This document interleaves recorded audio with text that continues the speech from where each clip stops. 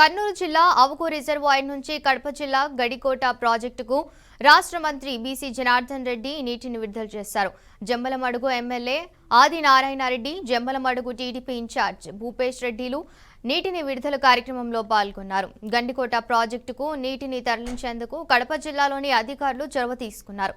రాయలసీమ రైతాంగానికి సాగునీరు అందించడం ద్వారా పంటలను పరిరక్షించేందుకు సాధ్యమవుతుందని మంత్రి తెలిపారు. గాలేరు నగరి సుజల స్రవంతి ప్రాజెక్టు రాయలసీమ రైతాంగానికి ఎంతో మేలు జరుగుతుందన్నారు.